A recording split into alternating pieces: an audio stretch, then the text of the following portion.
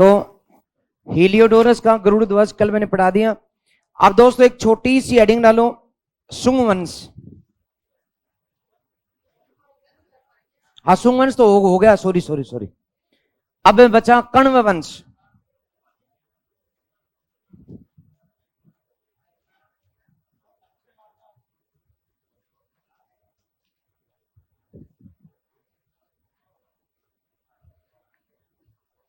कण्व वंश हेडिंग डाल दी क्या?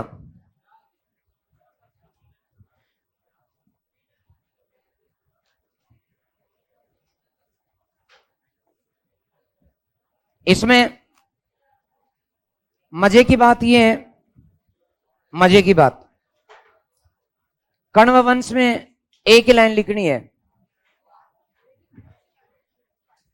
इस वंश की स्थापना लिखो। अच्छा एक मिनट रुको, चलो तो आराम से पढ़ाऊंगा बेटा। मैं जल्दी नहीं कर रहा, नहीं कि मैंने जल्दी। मेरा उद्देश्य कदापि ये नहीं है कि मैं कोर्स पूरा करा के तुम्हें कहूं कि कोर्स पूरा हो गया नमस्कार, नहीं, ऐसा नहीं कहूंगा। तो लिखें कण्व वंश की स्थापना। अरे कण्व तो लिखना आ रहा है ना तुम्हें? हाँ, इस वंश की स्थापना 75 ईसा पूर्व में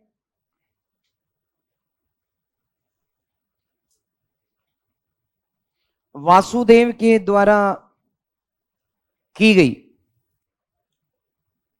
इस वंश की स्थापना 75 ईसा पूर्व में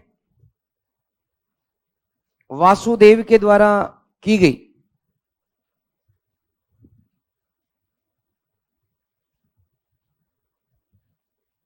परंतु इस समय हाँ लिखते जाओ, इस वंश की स्थापना वासुदेव के द्वारा की गई, परंतु इस समय इंडो ग्रीक्स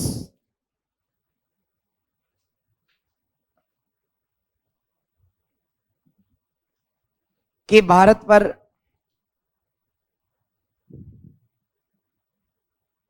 बड़ी संख्या में आक्रमण हुए।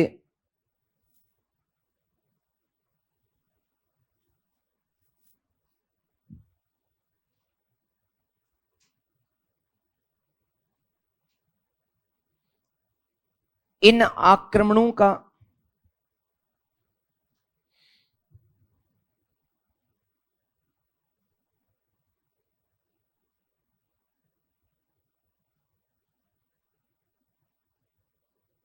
प्रभाव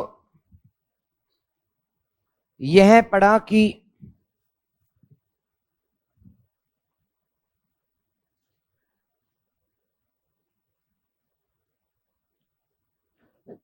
कण्व वंश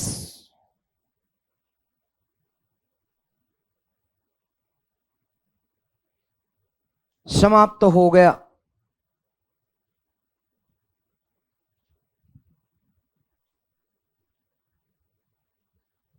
समाप्त हो गया, ओके, बस इतनी सी बात थी। ये कण्व वंश समाप्त हो गया, तो काश ऐसे होते सारे वंश,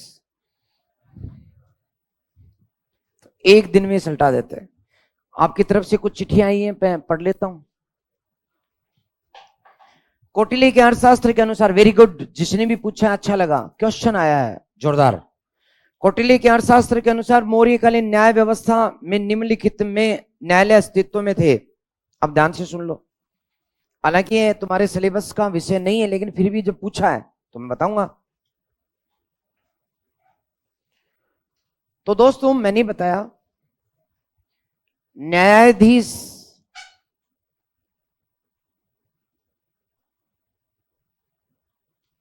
और न्यायालय ये दो तरीके की चीजें होती हैं क्या? जैसे आजकल एक न्यायालय अपना है फौजदारी, फौजदारी जिला न्यायालय आजकल है अपना, और दूसरा है दीवानी जिला न्यायालय। अब इसमें संपत्ति से संबंधित विवाद आते हैं, जैसे घर में, परिवार में, भाइयों में, तलाक, वसीयत, इनके बारे में जितने भी विवाद हैं, जमीन के झगड़े, पड़ोसियों के कि मेरी सीमा उखाड़ दी, मेरी जमीन पे कब्जा कर लिया, लड़ाई झगड़ा जो भी, तो रुपए पैसे, जमीन जायदाद से संबंधित जितने भी झगड़े हैं वो सब दीवानी में जाते हैं। तो उसमें रुपए, धन, संपत्ति, वसीयत, तलाक। तलाक में क्योंकि वो चाहिए ना महीने का खर्चा, इसमें फौजदारी, इसका अर्थ है मारपीट, हत्या या कोई भी हिंसा, ये इसमें जाती है। आज भी ये सिस्टम है, मैं आज का ही बता रहा हूं। दो तरह के न्यायाधीश हैं। फौजदारी न्यायालय करने के लिए सेशन न्यायाधीश होते हैं, और ये वकालत करने वाले ही बनते हैं, यानी कि जो कानून की डिग्री पास करने वाले, LLB पास करने वाले, ये बनते हैं सेशन न्यायाधीश। इसको हम एज ए RJS बोल सकते हैं, राजस्थान जुडिशरी सर्विसेज, इसके सदस्य होते हैं। दीवानी और जिला न्यायाधीश आज भी कलेक्टर होता है,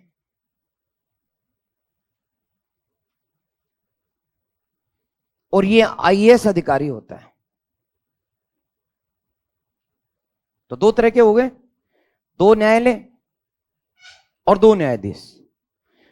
अब यदि अपन मौर्य काल की बात करें तो मौर्य काल में भी दो तरह के, ये फौजदारी, मैं दोबारा लिख रहा हूं, फौजदारी न्यायालय पहले नंबर 1, तो ये लिख रहा हूं मैं, फौजदारी न्यायालय, फौजदारी न्यायालय।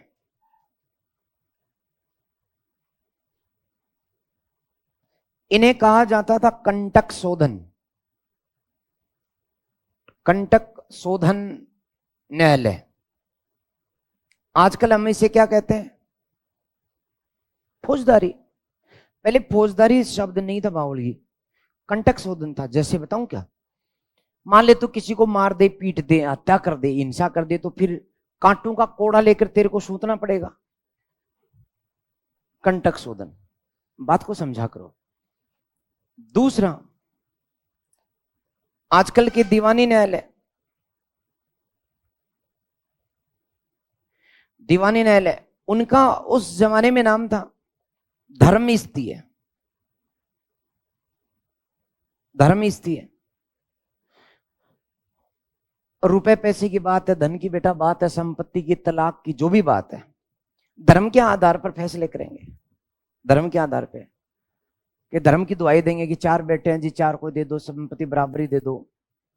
धर्म में, हिंदू धर्म में ये है, सभी को बराबर संपत्ति दी जाती है। घरवाली अलग हो गई तो आधी संपत्ति उसे भी दे दो।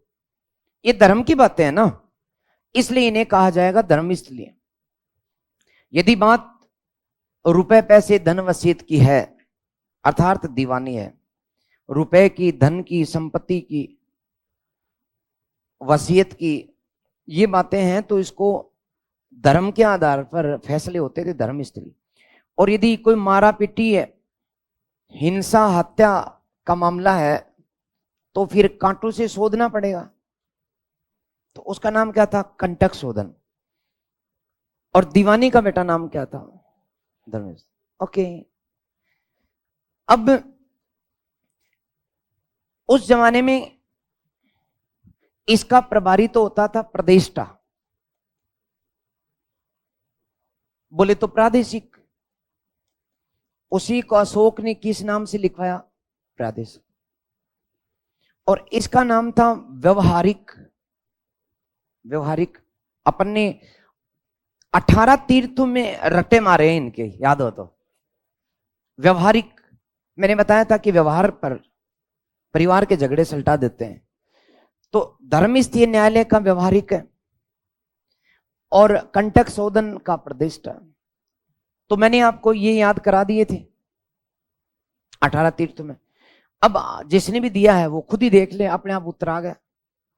तो इसमें लिखा है कौटिल्य के अर्थशास्त्र में मौर्यकालीन न्याय व्यवस्था निम्नलिखित न्यायालय अस्तित्व में थे। एक धर्म महामात्र नहीं, धर्म महामात्र न्याय का काम करता ही नहीं था। धर्मस्थलीय बिल्कुल सही है।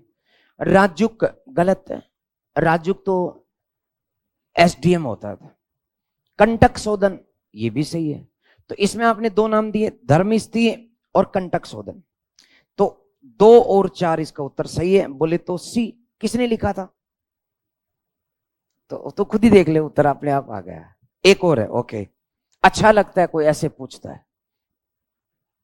सम्राट अशोक का एकमात्र उत्कीर्ण शिला रूप चित्र कहां पर पाया गया? सम्राट अशोक का एकमात्र उत्कीर्ण शिला रूप चित्र कहां पर पाया गया? सांची, अमरावती, कंगनहल्ली, अजंता। अब दोस्तों मौर्य काल का तो कहीं पर भी नहीं पाया गया, ये ध्यान से सुन लो। लेकिन मौर्य काल के बाद ये कंगनहल्ली जो है, यहां बाद में गुप्त काल के समय कुछ बाद के बौद्ध भिक्षुओं ने अशोक के चित्र उकेरने की कोशिश की। पत्थर लेकर गुफा के अंदर गए, जैसे आप लोग भी जाते हैं, और मन में आया पत्थर को रगड़ रगड़ कर बना दिया। शैल चित्रण है, शिलाओं पर उकेरा गया चित्रण। जैसे आजकल हम लोग घूमने चले जाते हैं, मान लो फतेहपुर सीकरी चला गया, चली गई, नाम क्या है बेटा तेरा? गीता। तो तूने फतेहपुर सीकरी के उजाड़ खंडर में एक पत्थर उठाया और उसकी लिपाई पर लिखा गीता गीता। ठीक। जैसे मान लो कि ये बदमाश ये फतेहपुर सीकरी गया और ताजमहल भी देख के आ गया। ताजमहल पर जाते ही, क्या नाम है बेटा तेरा? नहीं तेरा ही बता दे, तू ऐने मत पूछ। रमेश। तो इसने एक पत्थर उठा करके नजर छुपा करके ताजमहल पर छोटा सा रगड़ रगड़ करके रमेश संग सावत्री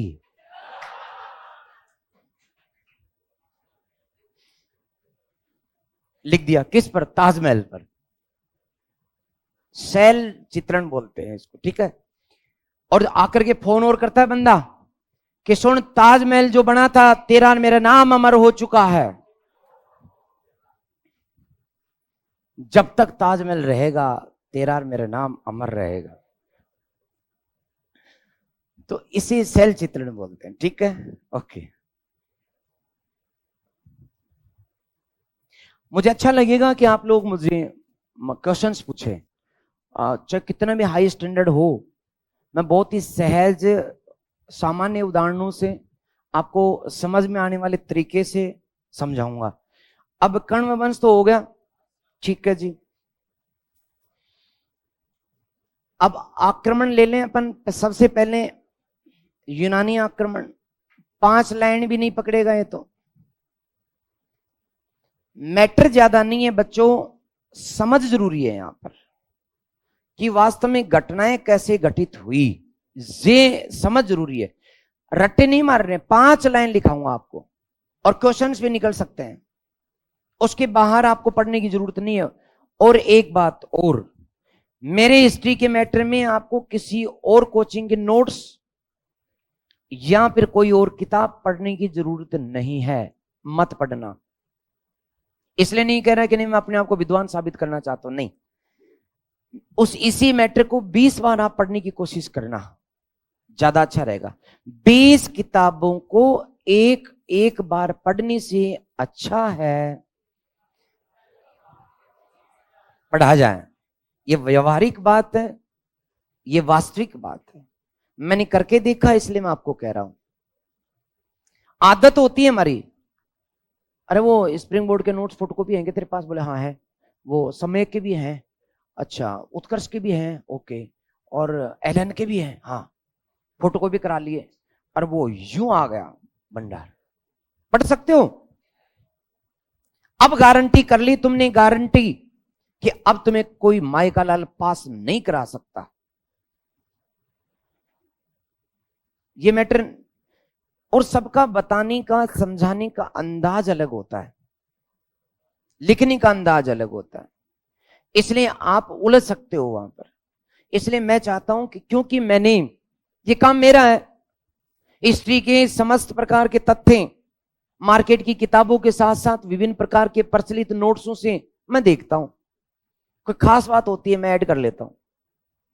तो आप इसी को 20 बार पढ़िएगा, और मेरे मैटर को तो 20 बार पढ़ने की जरूरत ही नहीं है, ईमानदारी से 2 बार 3 बार कर जाओ, मैं जरूर याद आऊंगा तुम्हें परीक्षा भवन में। चलिए, यूनानी आक्रमण, इसको मैप से ही समझिएगा, क्योंकि यूनान, आज हमारे देश के प्रधानमंत्री यूनान में है क्या? हाँ, यूनान में है, ये सही बात है, और मैंने उनको संदेश दिया भी था कि यूनान मत जाओ, लेकिन वो माने ही नहीं। चले गए तो कोई बात नहीं, जान दो ना। तो दोस्तों,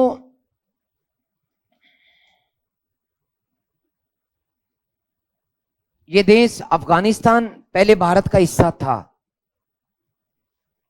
और ये तय मान लो कि तुम्हारे जिंदा रहते रहते पाकिस्तान का इलाका भारत में मिल जाएगा, ये तय है, ये निश्चित है। क्योंकि आज आधे पाकिस्तानी लोग ये बात कहने लग गए कि पाकिस्तान में हमने भारत से अलग बनाकर क्या पाया। हिंदुस्तान दुनिया की चौथी अर्थव्यवस्था, चौथी महाशक्ति बन चुका है, वहां के लोगों के पास संसाधन है, वहां पर सब्जियां 1/4 रेट में मिलती हैं, पेट्रोल 1/3 रेट में मिलता है, लोगों के पास अवसर हैं, लगातार विकास कर रहे हैं। हमने अलग पाकिस्तान बनाकर के गरीबी और भुखमरी को पाया है। हम हिंदुस्तानी थे और आज भी हैं और रहेंगे। जब हमारी हिंदुस्तान की भाषा, हमारी भाषा, उनकी संस्कृति, हमारी संस्कृति, उनके खान पान, हमारे खान पान जब एक है, तो फिर हमें दोबारा एक होना चाहिए। कल डिबेट चल रही थी बीबीसी पर, ब्रिटिश ब्रॉडकास्टिंग कॉरपोरेशन, इंग्लैंड की एक संस्था, तो उसमें 50% पाकिस्तानियों ने यह माना कि हम स्वेच्छा से भारत में मिलना चाहते हैं। आज बात यहां तक आई है, 10 साल बाद और आगे तक आएगी, 20 साल बाद शायद वापिस मिल जाएंगे क्षेत्र, क्योंकि अलग हो ही नहीं सकते।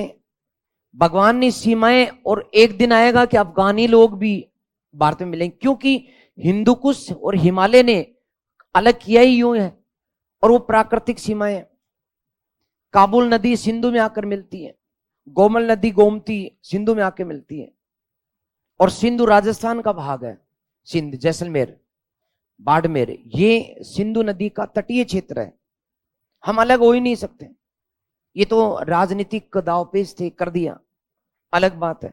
तो मैं बताना चाह रहा था कि ये जो आक्रमण हुआ यूनानियों का, ये इस क्षेत्र से, इस क्षेत्र से, इस क्षेत्र से,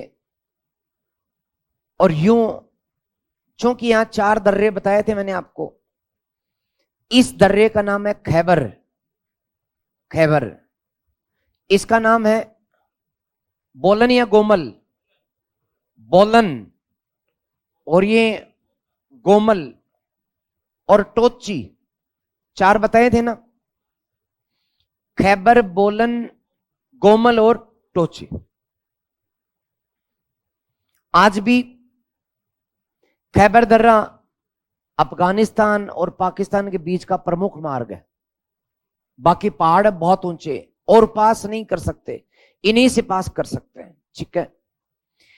तो इनको पार कर ये भारत में आए, और इनका नेता था डिमिट्रियस, अर्थात यूनानी नेता कौन था? डिमिट्रियस।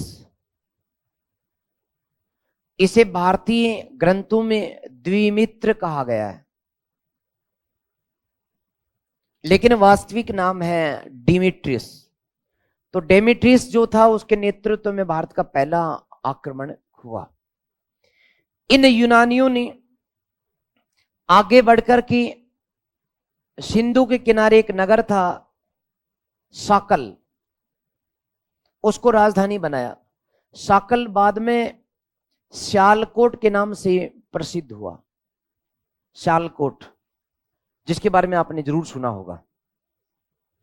एक बहुत ही प्रसिद्ध भक्त पूर्णमल की कथा सुनी हो कभी, तो वो सियालकोट के निवासी थे, भक्त पूर्णमल। तो ये बाद में ये जो यूनानी आए, इन्होंने मथुरा तक आक्रमण किया, सियालकोट को राजधानी बनाया। इन यूनानियों की राजधानी ये सियालकोट है। आगे बढ़कर के मथुरा पर भी आक्रमण किया, मथुरा भी इनकी राजधानी बन गई। राजस्थान में जो मध्यमिका बहुत बड़ा शहर था, राजस्थान की राजधानी थी उस जमाने में, जैसे आज जयपुर है, मध्यमिका, उस पर भी इन्होंने आक्रमण किया और लूटा। ये बात कल हो चुकी थी अपने।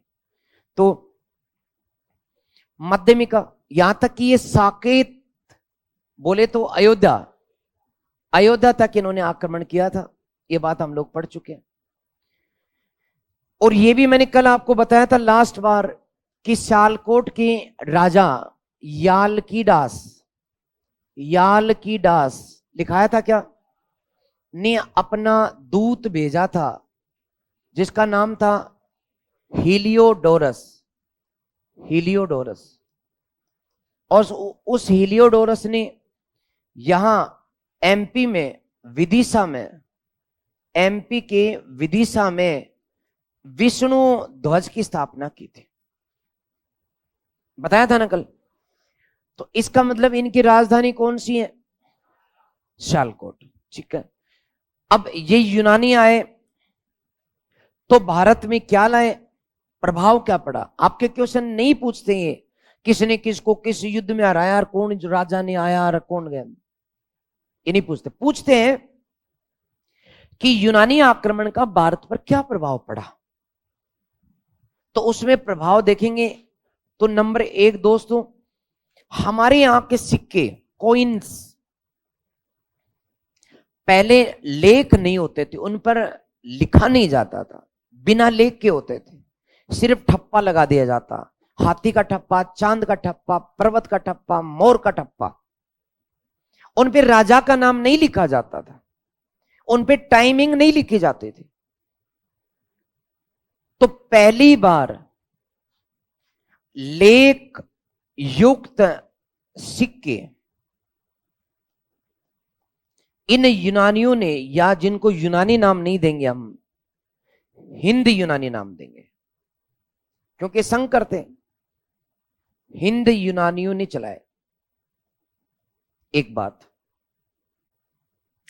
दूसरी बात, ये मूर्तियां बनाया करते थे, मूर्तियां। तो इन्होंने, इन यूनान में एक देवता था इनका बड़ा सुंदर। भाई यूनान के लोग सुंदर तो हैं, यूरोप के लोग है ना, नाक नाक बड़े तीखे, बड़े गजब के, बहुत ही सुंदर हुआ करते थे इनके, स्मार्ट बोले तो, हाँ, ब्यूटीफुल भी, हाँ, दोनों। तो इनके अपने देवता अपोलो की भांति, अपोलो की तरह जब भारत में आ गए तो भारतीय धर्म ग्रहण कर ली। इन्होंने अपोलो की भांति बौद्ध धर्म के भगवान कौन है, बुद्ध की तरह बुद्ध की मूर्तियां बनाई, बुद्ध मूर्तियां बनाई। और इस शैली को दोस्तों गांधार शैली कहा जाता है। कौन सी शैली,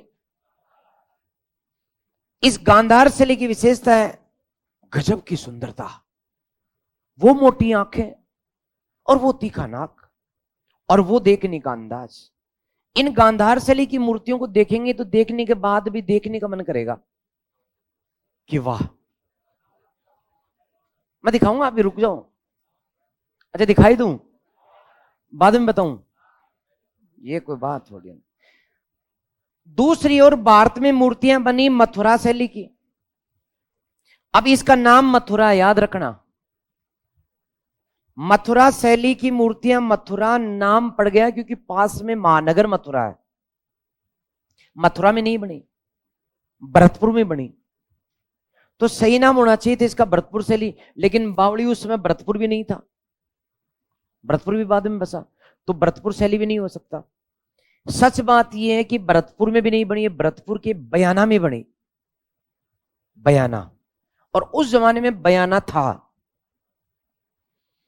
बयाना जो कि बाणासुर के द्वारा बसाया गया था।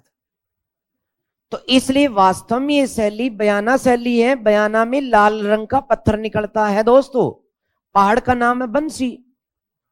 कौन सा पहाड़? बंसी पहाड़। वहां बनी है मूर्तियां और गजब की बनी, पूरे भारत में लगई। इसलिए इस शैली को मथुरा शैली, जो कि बयाना में बंसी पहाड़ के पत्थर से तैयार की गई। इन मूर्तियों की विशेषता क्या है कि भारी साज सज्जा,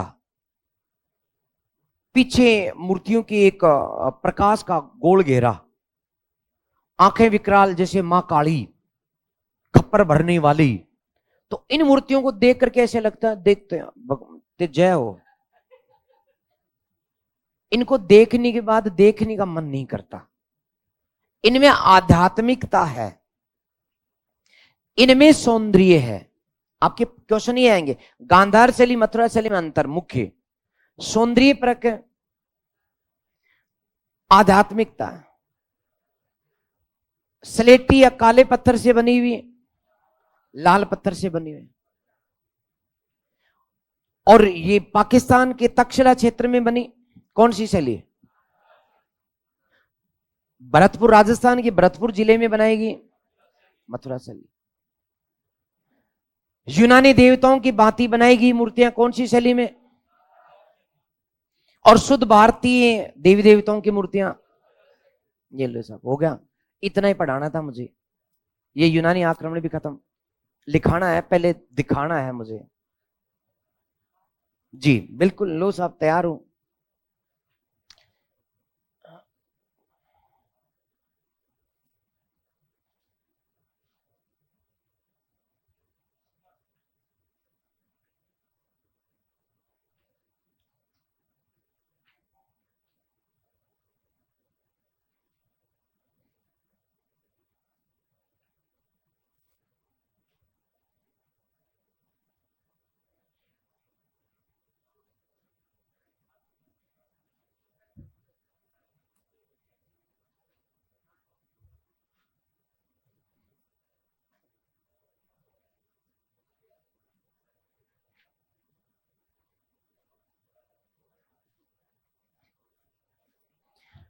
ये स्लेटी पत्थर की मूर्ति है क्या? अरे बोलो। तो इस गांधार शैली की इन मूर्तियों को यदि आप देखें, मान लो कि मैं जो मिटा हुआ भाग है वो बना भी दूं,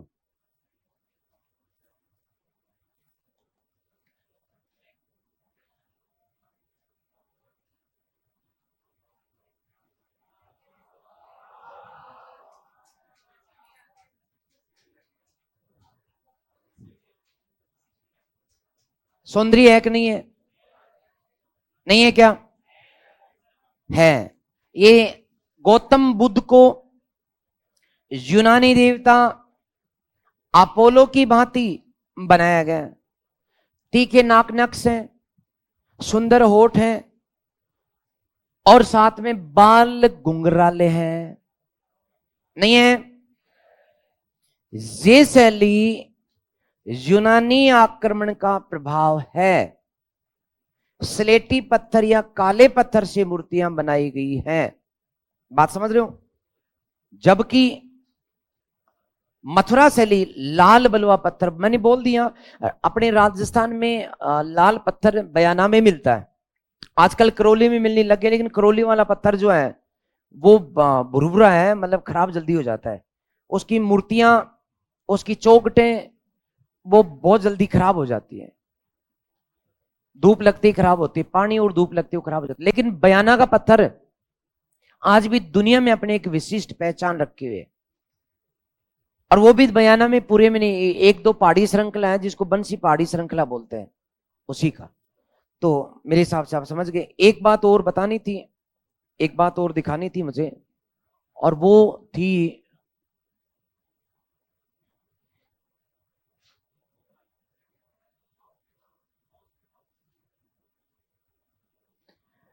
तो एक बात और बतानी थी कि मैंने कल आपको जो बताया था ना कि हीलियोडोरस का विदिशा,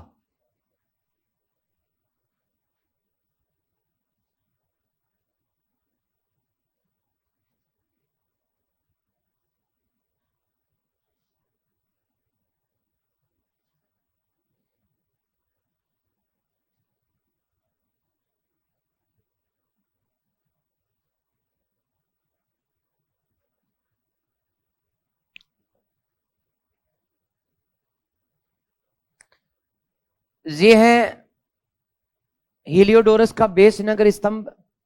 इसको वास्तव में देखो तो असली मूर्ति ये है।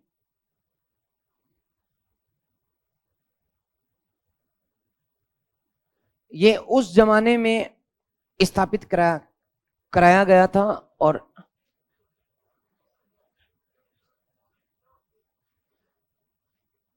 अभी यहां पर भारतीय पुरातत्व विभाग के द्वारा ये उस जमाने में उसने स्थापित करवाया था। पेड़ से भी काफी ऊंचाई पर स्थित है, और ये भगवान विष्णु अर्थात श्री कृष्ण की याद में है। और ये बात अब की नहीं है, ये बात आज से कोई 2100 साल पहले की है। क्योंकि पुष्यमित्र शुंग का वंशज नवा था, राजा का नाम था भागभद्र। उसने विदिशा, जिसे आजकल हम बेस नगर कहते हैं, उस विदिशा में उसने स्थापित करवाया। उस जमाने में ये इतना ऊंचा कि एक पेड़ भी इसके सामने नीचा पड़ रहा है। तो इतना ऊंचा इसने स्थापित करवाया था बेस नगर का स्तंभ। अब क्या हुआ कि लोग बाद में भूल गए कि ये यूनानियों के द्वारा स्थापित कराया गया था। लोगों ने इसको पूजना शुरू कर दिया, दूब लेकर छींटे मारना, तिलक लगाना, है भैरोजी महाराज भैंस दूध दे देगी, दारू चढ़ा देंगे इसके साथ। बाद में ध्यान गया कि इस पर यूनानी लिपि में कुछ लिखा हुआ है। जब पढ़ा तो पता लगा कि ये आज की बात नहीं, 2100 साल पहले की बात है। और तब भी ईसा की शुरुआत नहीं हुई, ईसवी सन शुरू नहीं हुआ, ईसाई धर्म दुनिया में आया नहीं था, तब श्री कृष्ण को पूजने की साक्ष्य यहाँ पर भारतीयों के द्वारा नहीं, यूनानियों के द्वारा मिलते हैं। ये है बेसनगर का गरुड़ स्तंभ, कल मैंने आपको बताया था। तो मैं समझता हूं कि आपने समझ लिया है। अब मैं लिखा दूं, एडिंग डालू, यूनानी आक्रमण।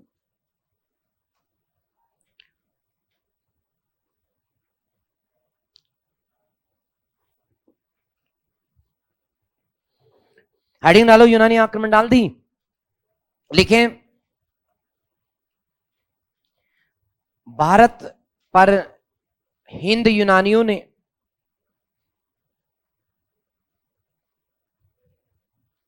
यूनानी आक्रमण की हेडिंग डाल के लिखो भाई। भारत पर यूनानियों ने, हाँ हिंद यूनानियों ने डिमिट्रिस के नेतृत्व में, डिमिट्रिस बोर्ड पर लिखा हुआ है दोस्तों, डेमिट्रिस या डिमिट्रिस के नेतृत्व में आक्रमण किया।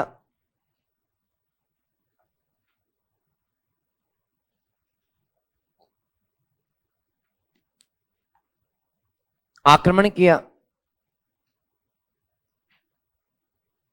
इन्होंने मध्यमिका कोष्टक में राजस्थान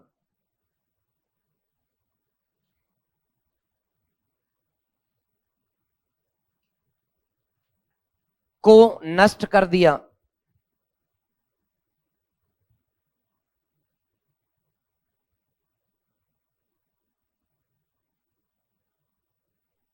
मथुरा जीता,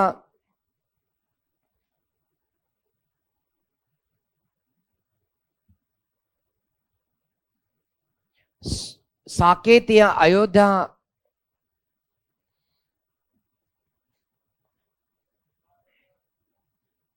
मथुरा जीता लिख दिया यहां तक? नहीं लिखा?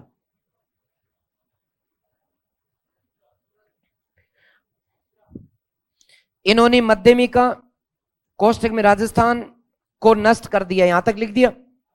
आगे लिखे मथुरा जीता, ये भी लिख दिया। साकेत यानी अयोध्या, साकेत या अयोध्या पर आक्रमण किया।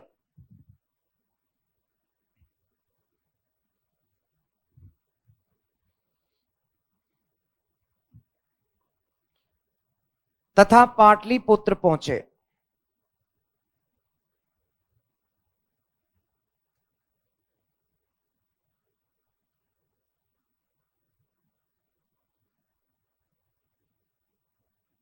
परंतु इन्हें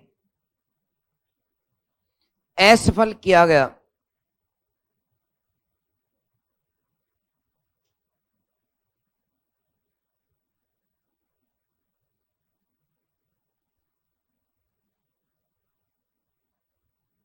दूसरा आक्रमण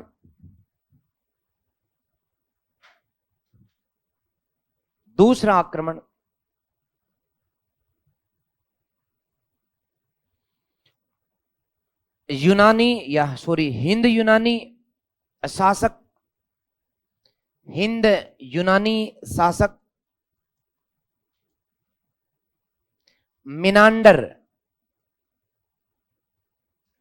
मिनांडर के नेतृत्व में किया गया।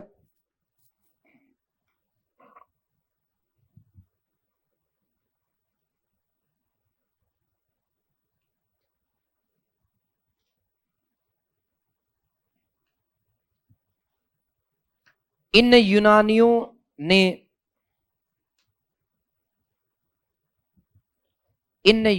ने सियालकोट या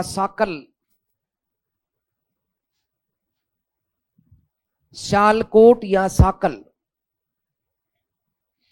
ये देखो साकल, ये रहा साकल, सियालकोट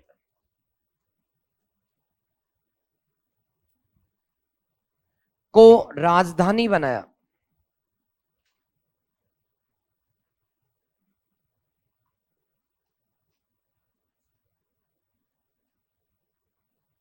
राजधानी बनाया।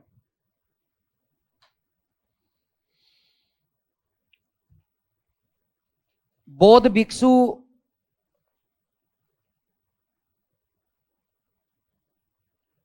भिक्षु नागसेन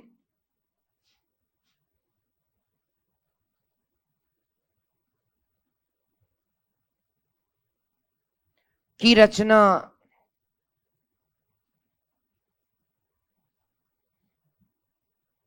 मिलिंद पन्नो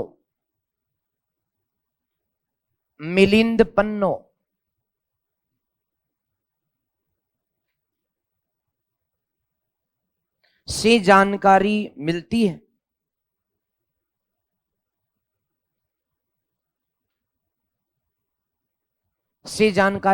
है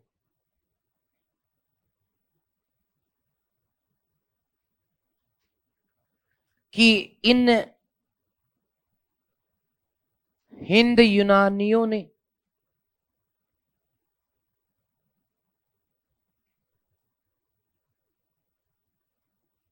बौद्ध धर्म ग्रहण कर लिया था।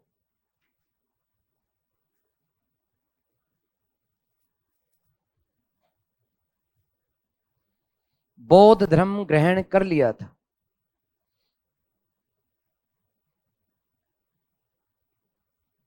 ओके, तो यहां पर एक लगे हाथ बात भी सुन लो। लिखने की बात नहीं है, सुनने की, समझने की, याद रह जाएगा। एक बौद्ध भिक्षु था, नाम था नागसेन। बताते हैं कि बहुत ही दिव्य पुरुष था ये नागसेन। अब इस नागसेन के बारे में यहां का साकल या सियालकोट का राजा नाम था जिसका क्या नाम था? मिनांडर। तो मिनांडर जो था यहां शालकोट में राजा था। उसने सुना कि यहां विदिशा में, विदिशा उस जमाने का बहुत बड़ा नगर हुआ करता था, विदिशा और मध्यमिका, अब खत्म हो गई, अलग बात है। तो उसने नाम सुना कि विदिशा में बहुत बड़ा बौद्ध भिक्षु रहता है जिसका नाम है नागसेन, और वो हर रहस्य को सुलझा सकता है। तो इसने बुलाया मिनांडर ने कि बेजरो उसको लेके आओ। नागसेन नहीं आया। उसने सैनिकों को कहा कि तुम क्या कर सकते हो, मेरा ज्ञान तुम्हारे मालिक स्वामी को नहीं मिल सकता तो नहीं मिल सकता, तुम क्या करोगे, मार दोगे, मर जाऊंगा, ज्ञान तो नहीं मिलेगा, बोल दो उसको। राजा होने का अर्थ ये नहीं कि वो सब कुछ, वो कुछ भी नहीं है।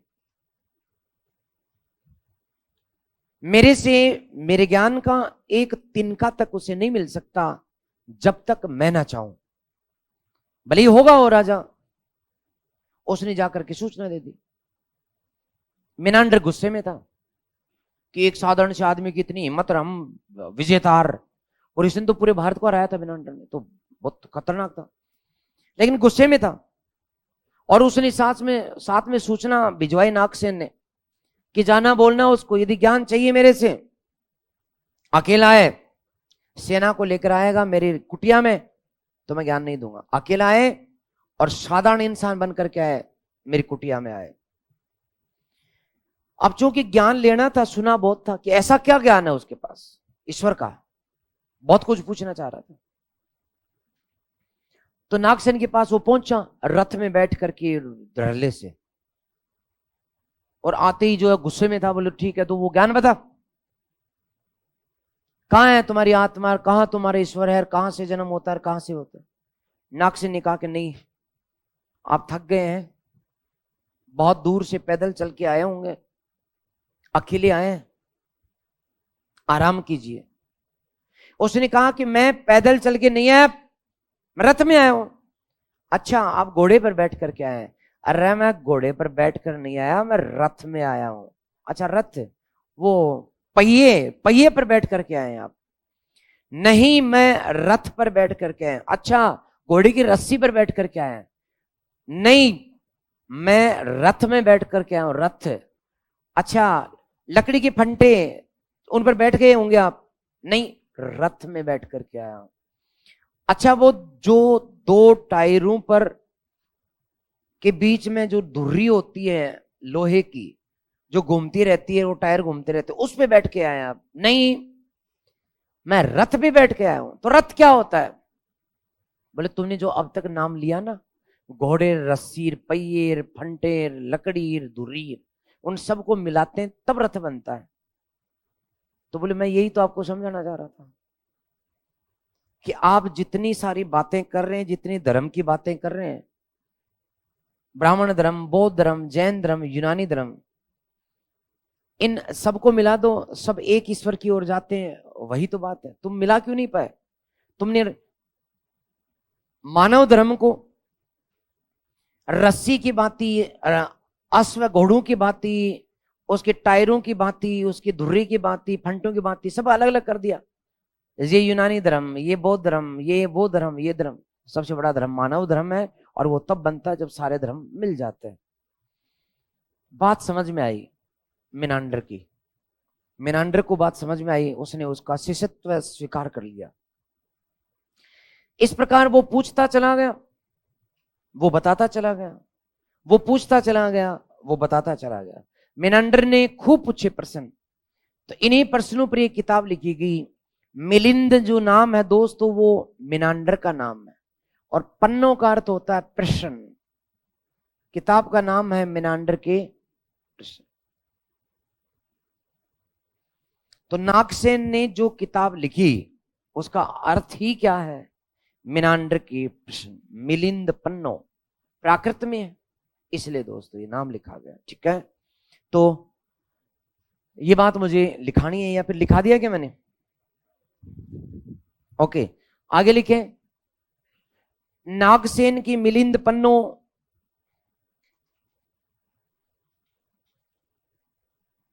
नागसेन की मिलिंद पन्नो,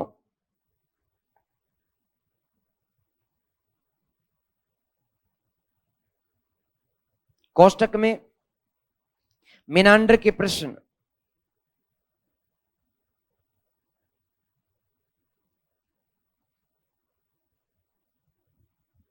मिनांडर के प्रश्न से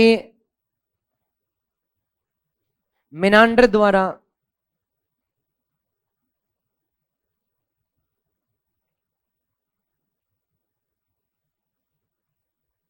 बौद्ध धर्म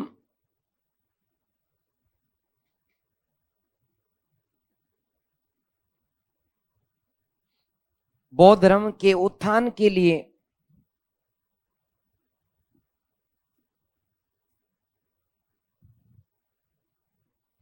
किए गए कार्यों का उल्लेख मिलता है।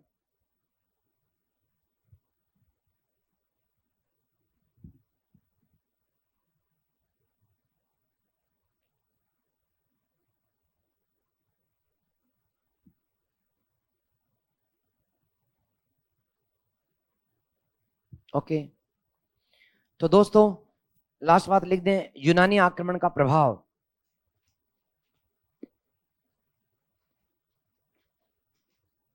मैं गलत बोल रहा हूं आपको, मुझे बार बार यूनानी शब्द बोलने की आदत पड़ गई। हिंद यूनानी लिखिएगा प्लीज, हिंद यूनानी आक्रमण का प्रभाव।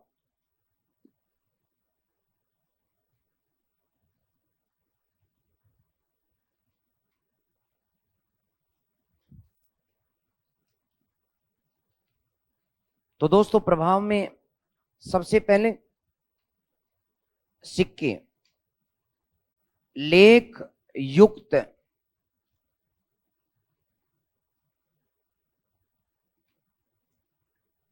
आधुनिक सिक्के, सिक्कों का प्रचलन सबसे पहले भारत में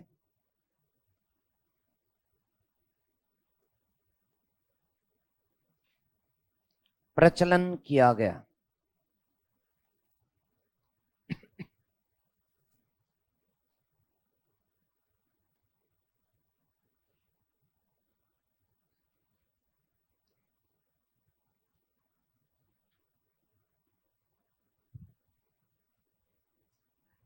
हाँ लिखना है, लिखना है, भारत में लेख युक्त आधुनिक सिक्कों का प्रचलन सबसे पहले 2 बार हो गया। सिक्कों का सबसे पहले प्रचलन किया गया। नंबर 2, यूनानी देवता, देवताओं या देवता अपोलो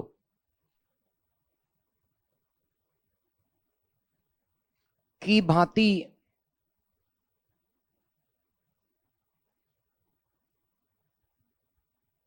पश्चिमोत्तर भारत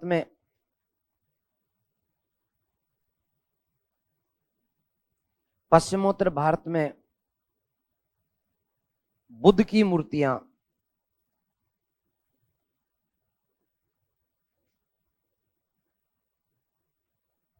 बनाई गई।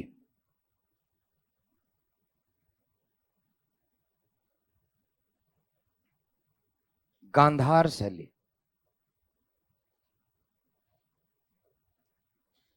भारत में नाटक मंचन की शुरुआत हुई।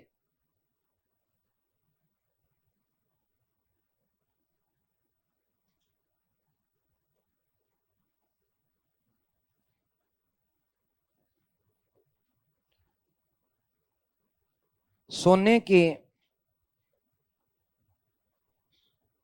सबसे पहले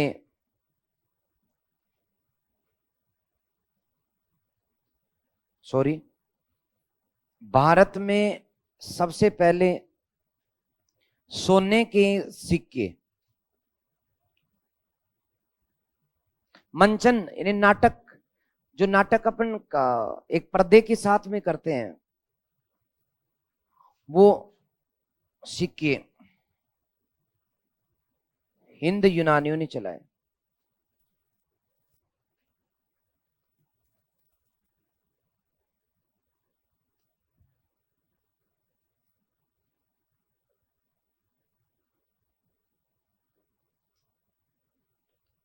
भारतीय ज्योतिष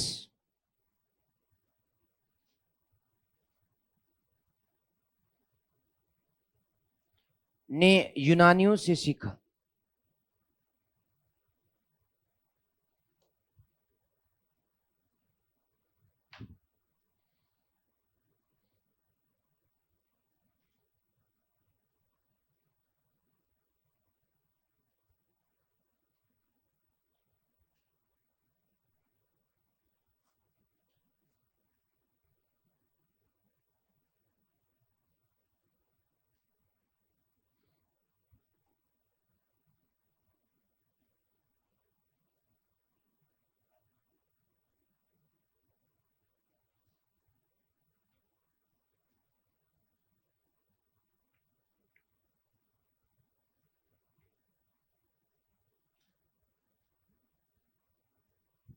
लिख दिया?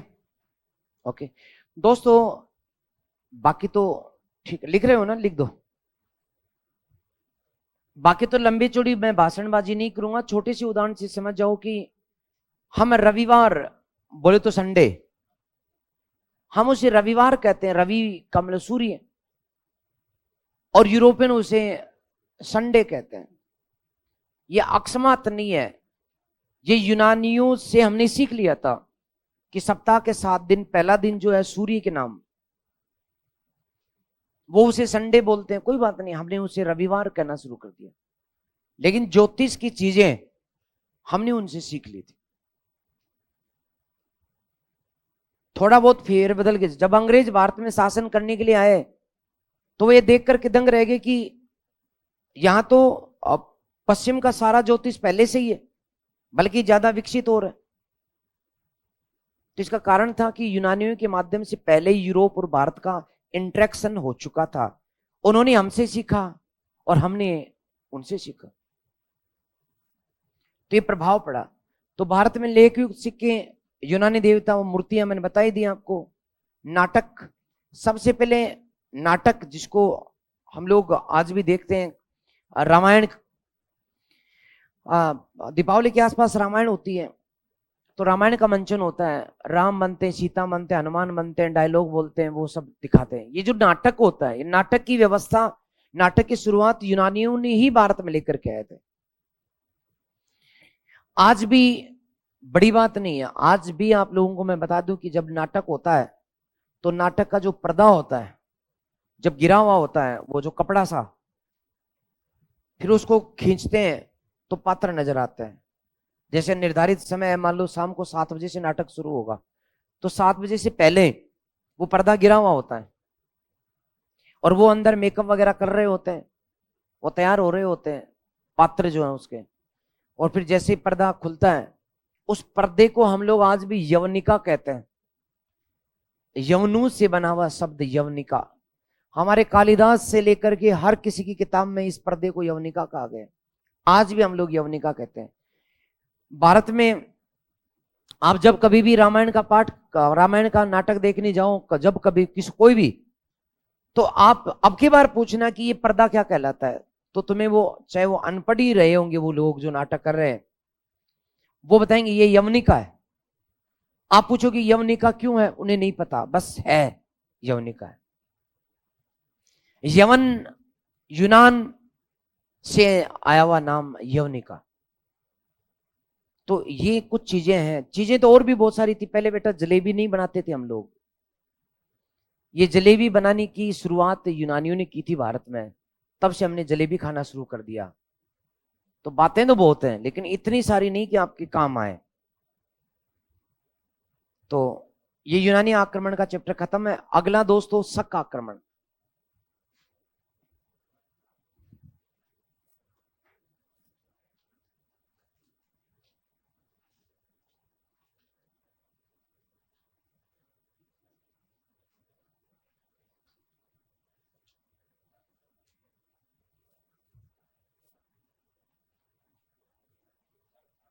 शक आक्रमण।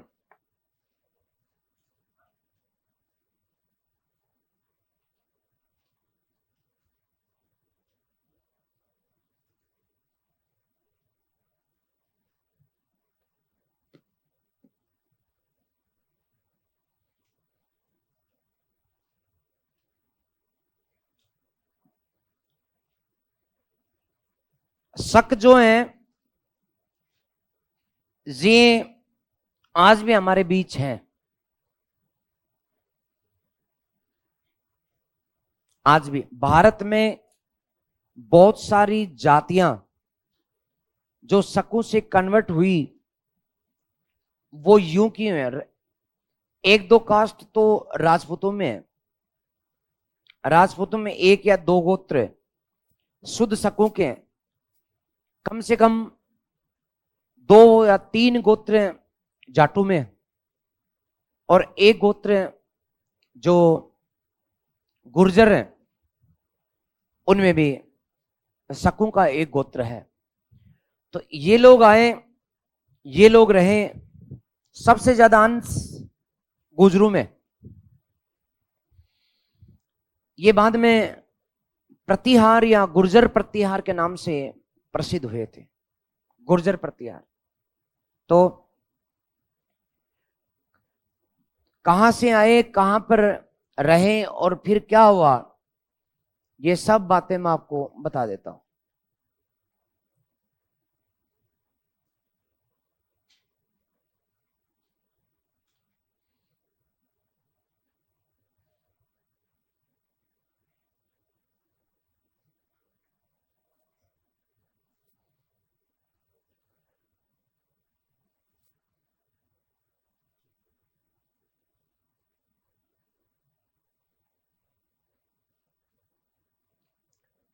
यूरोप के आसपास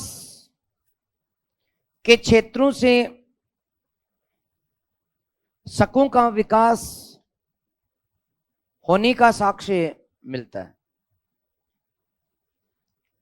अर्थात ये यूरोप के आसपास से है, लेकिन हमें इनकी प्रमाणिक जानकारी ये मिलती है कि इन शकों ने सबसे पहले उत्तरी ईरान को जीत लिया था, फिर इन्होंने यहां के मध्य एशिया पर विजय प्राप्त की, फिर ये भारत में आगे बढ़े, और आगे बढ़ने का रूट वही रहेगा कि जो दर्रे हैं उन्हीं दर्रों को ये पार करेंगे। लेकिन इस समय इन्हें टक्कर दी गई इंडो ग्रीक के द्वारा, इसलिए ये इस क्षेत्र में जीत हासिल नहीं कर पाए, क्योंकि यहां सियालकोट था। फिर इन्होंने दक्षिणी राजस्थान होते हुए आगे बढ़े, और इसके बाद में गुर्जरात इस क्षेत्र में मालवा तक ये इनका क्षेत्र रहा।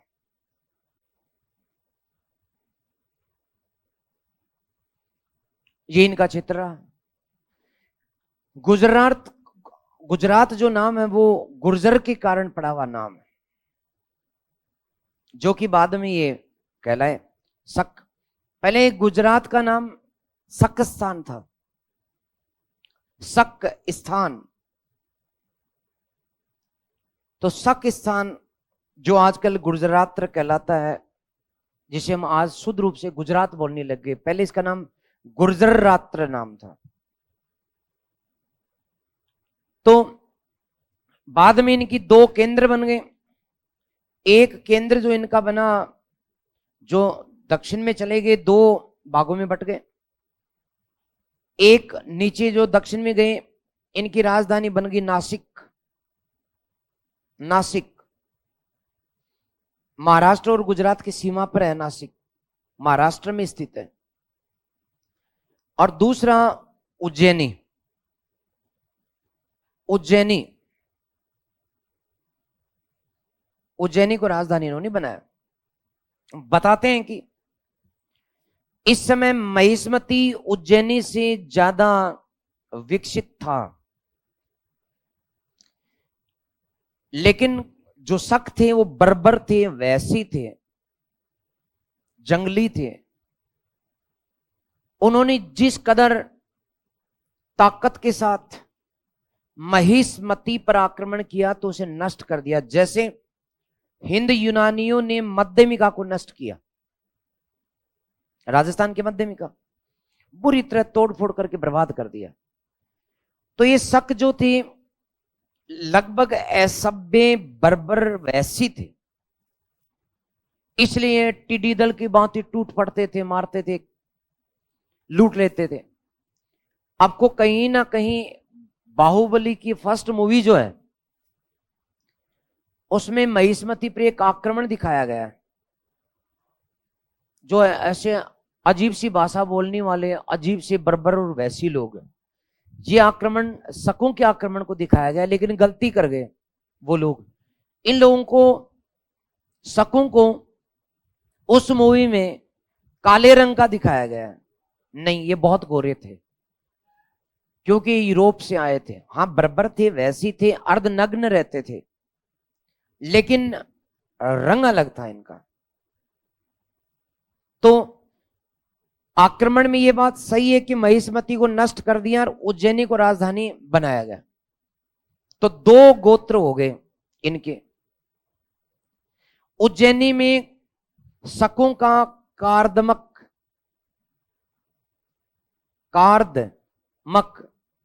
वंश जो है वो शासन किया, और नासिक में छहरात वंश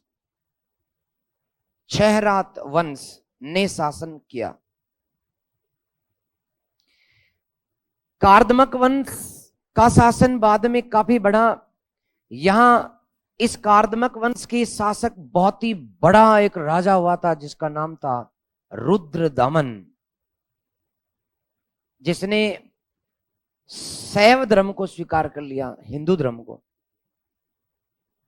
इन्होंने विष्णु धर्म को स्वीकार कर लिया, इन्होंने शिव धर्म को स्वीकार कर लिया, और इसके बाद में संस्कृत को अपनी राजभाषा बनाया और भारतीय धर्म में विलीन हो गए।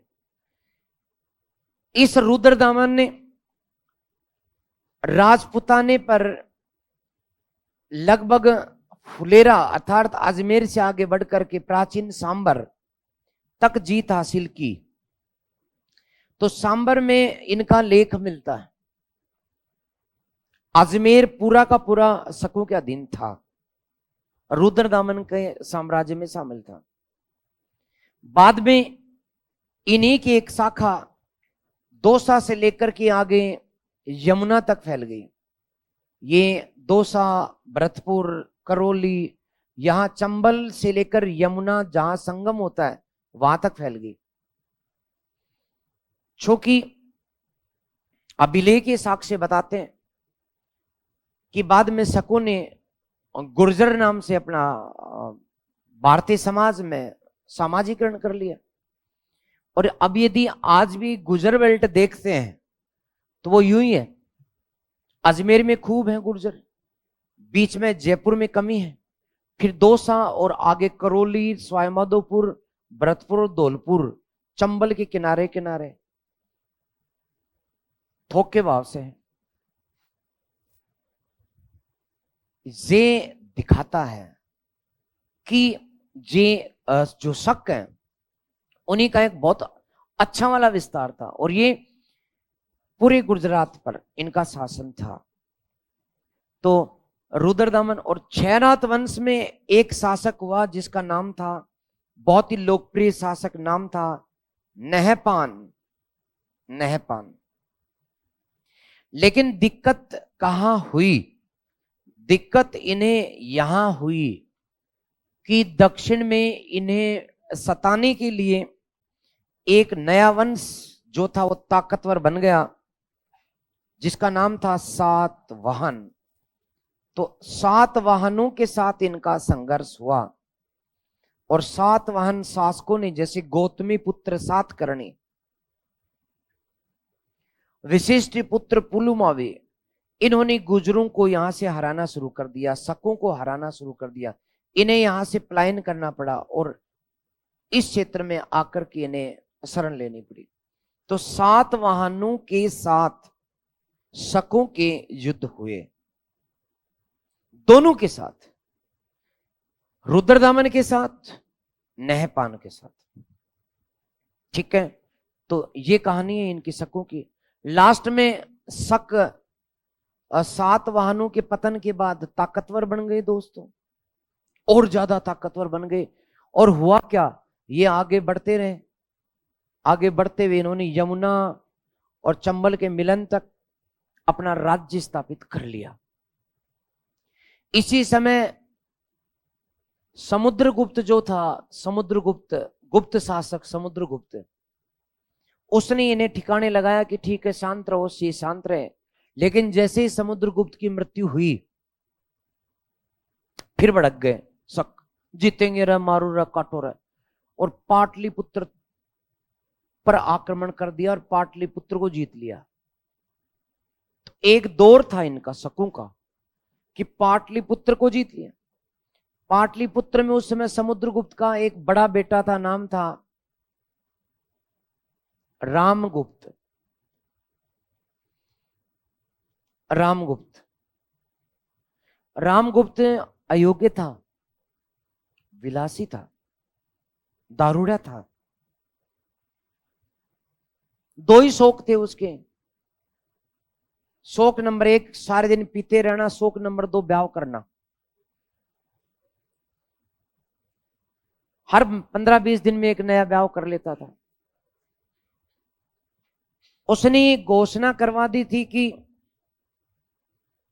मेरे राज्य में सबसे सुंदर लड़की जहां भी हो, सूचना देने वाले को 1 लाख टंके दिए जाएंगे। सूचना दे दी जाती, और सच में वो बहुत सुंदर होती तो उसको 1 लाख टंके देता और उसे कहता भाई ब्याह कर ले फटाफट। अब राजा है यार, ब्याह तो करना पड़ेगा ना। ऐसे ही आखिरी जो सबसे सुंदर थी उसका नाम था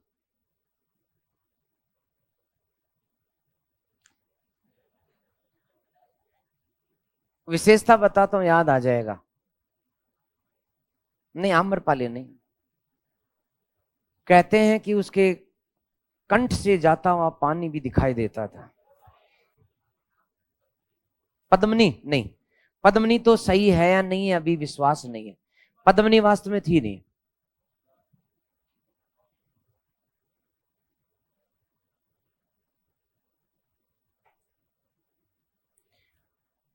चलो मैं ही बताता हूं। उसका नाम शक स्वामिनी या ध्रुव देवी या ध्रुव स्वामिनी, कई नाम है। ये शक स्वामिनी बाद में पढ़ा था, इसकी कहानी में अभी 1 मिनट में बताता हूं, लंबी हो जाएगी।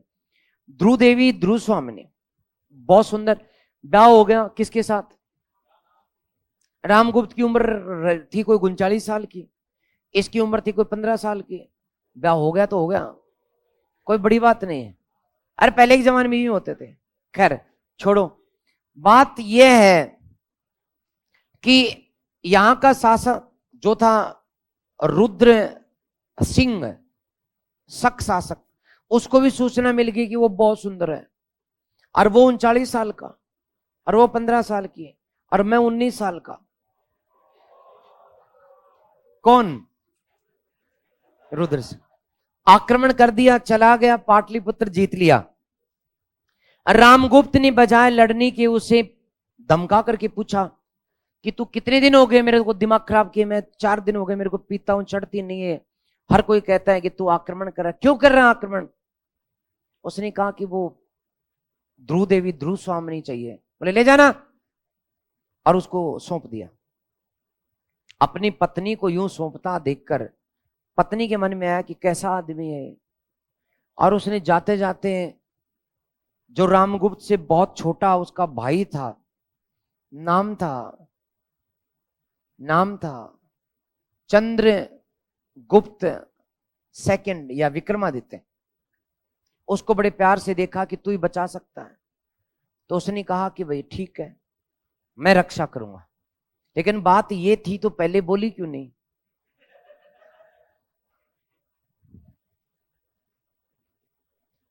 चंद्रगुप्त सेकंड ने सेना ली और इन शकों को बुरी तरह हराया। और इसके बाद शक जो है, उन्होंने शक नाम से पूरे भारत में विलीन हो गए। इस चंद्रगुप्त ने शकों को पराजित कर समाप्त करने के कारण सकारी की उपाधि ली कि ये शकों का अरी, सकारी दुश्मन। उसने कसम खाई थी कि हर सांस के साथ तब तक जिंदा रहूंगा जब तक कि हर शक मेरे भारत में रहेगा। इसलिए उसके डर से शकों ने अपना जो वो चेंज कर लिया, व्यवसाय, अपनी पहचान, और दूसरे व्यवसाय में वो लिप्त हो गए। तो शकों को समाप्त उसने किया। इस प्रकार से शकों का भारतीय समाज में विलीनीकरण हुआ। शकों का कोई विशेष प्रभाव भारत में नहीं पड़ा, क्योंकि शक असभ्य थे। ना उनके पास कोई धर्म था, ना उसके पास कोई लिपि थी, ना उनके पास कोई मुद्रा थी, ना ही उनके पास कोई भाषा थी, ना ही उनके पास कोई धर्म था। इसलिए जैसे हिंद यूनानी शासकों ने भारत को प्रभावित किया, शकों ने भारतीय संस्कृति को ही स्वीकार कर लिया। ठीक है, तो मैं लिखा दूं शकों का, फटाफट ये भी कर लो। रामगुप्त को मार दिया उसी के छोटे भाई चंद्रगुप्त सेकंड ने, और खुद शासक बन गया, और ध्रुव स्वामी के साथ ब्याह भी कर लिया। हाँ, अच्छा है, यही पूछना चाह रही थी। हाँ, अच्छा, ठीक है, अब संतोष हुआ? ठीक है दोस्तों, हेडिंग डालो, शक आक्रमण डाल दिया। लिखें, भारत पर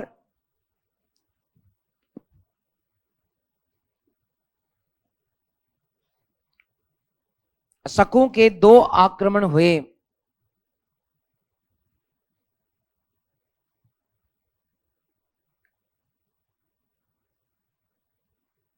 दो आक्रमण हुए। सबसे पहले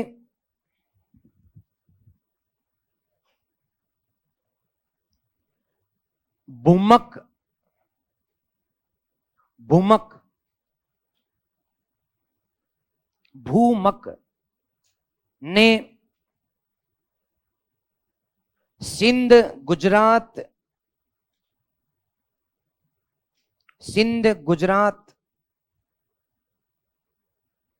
जीतकर नासिक को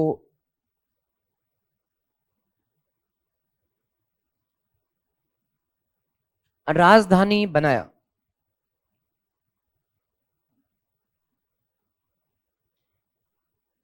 राजधानी बनाया।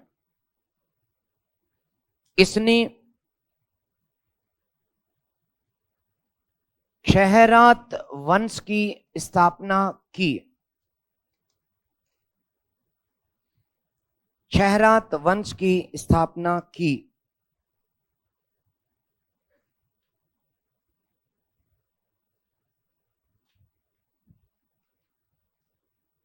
अब हेडिंग डाल दो, नहपान।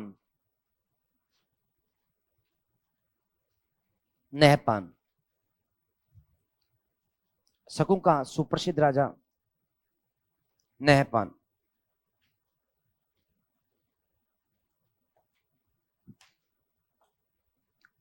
लिखें, खैरात वंश का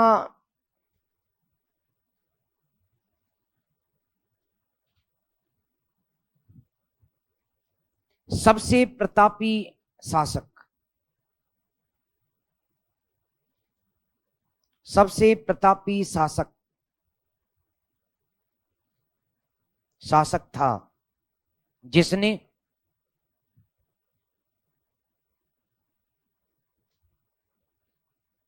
महाराष्ट्र के जोगलथंबी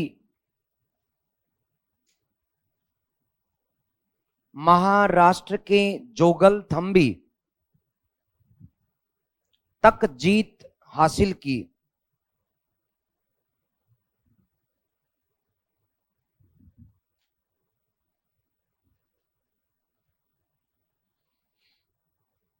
महाराष्ट्र के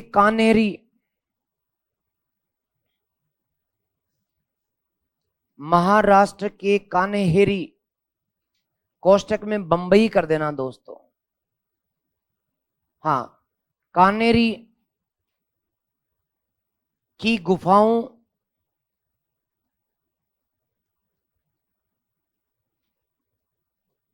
से साक्ष्य मिलता है,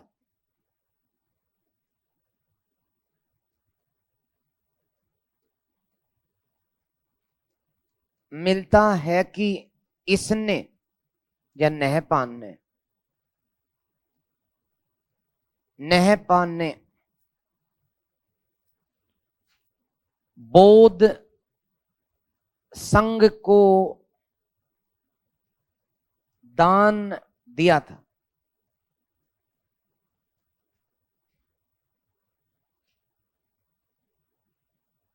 दान दिया था।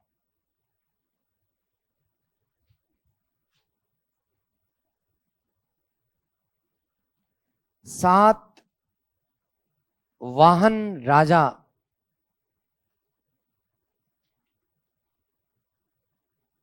गौतमी पुत्र सातकर्णी, लिखते जाओ,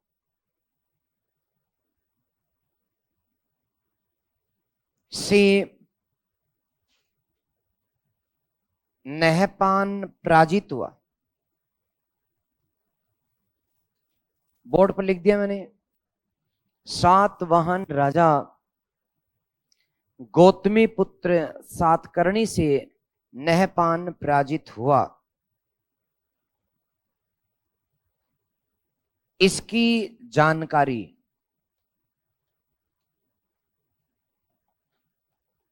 जोगलथंबी मृदभांड सिक्कों से होती है।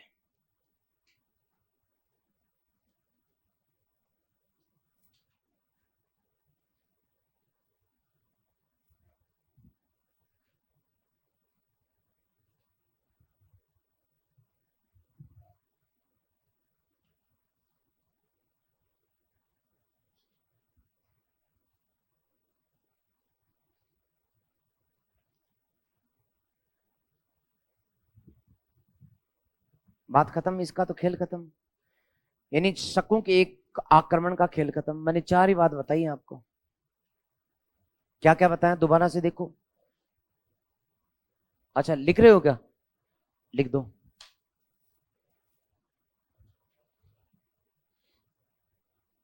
इनमें बहुत ज्यादा मैटर नहीं है, बात खेल समझने की है कि आक्रमण किधर से हुआ, क्यों हुआ, कहां रुका और क्यों रुका। अंडरस्टैंड होना जरूरी है, समझ जरूरी है, रटने के लिए मैटर नहीं है ज्यादा।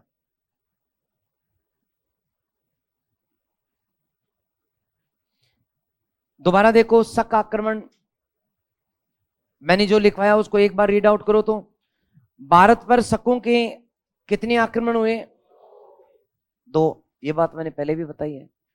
ये देखो, एक आक्रमण तो छैरात वंश का, नेपान राजा, राजधानी नासिक। दूसरा कार्दमक वंश का, राजा रुद्रदमन, राजधानी उज्जैनी। बताया था मैंने।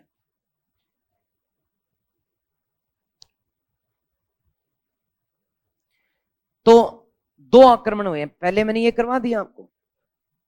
तो छैरात वंश का शासक पहला कौन है?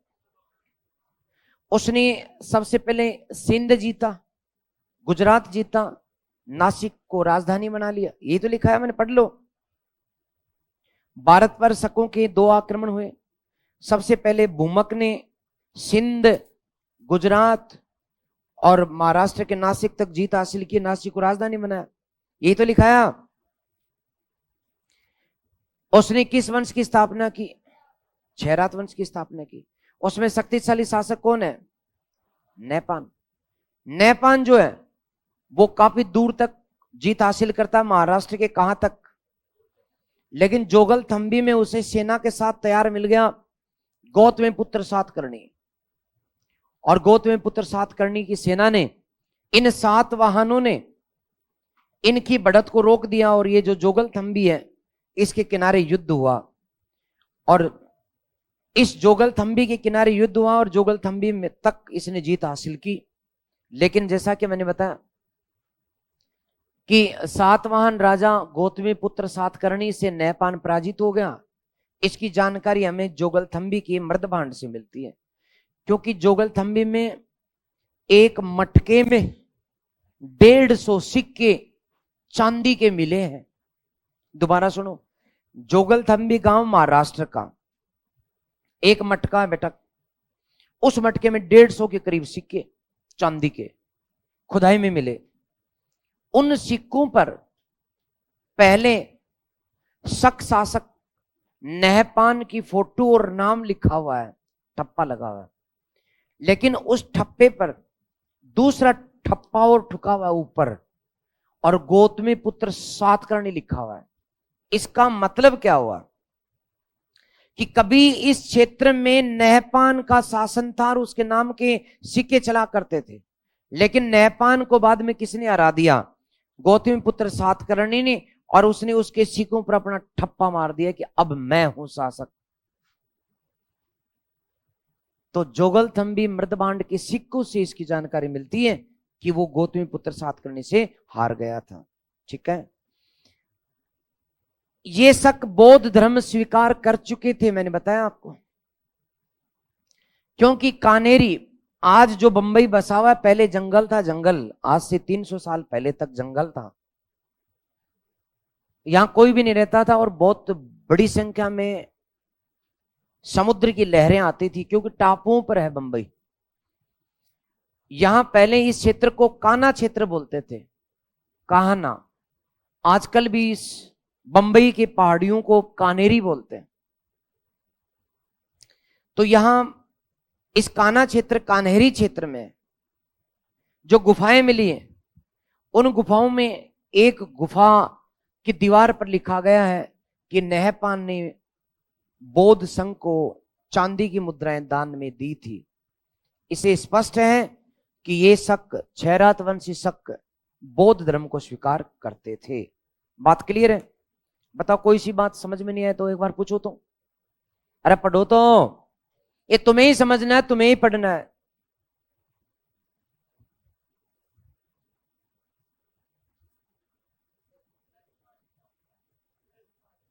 मिट्टी का मटका, मटका नहीं देखा? मिट्टी वाला, बड़े वाला।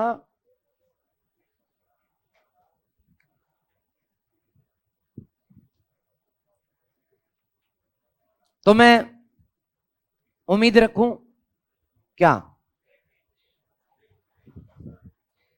कि आपको समझ में आ गया यहां तक?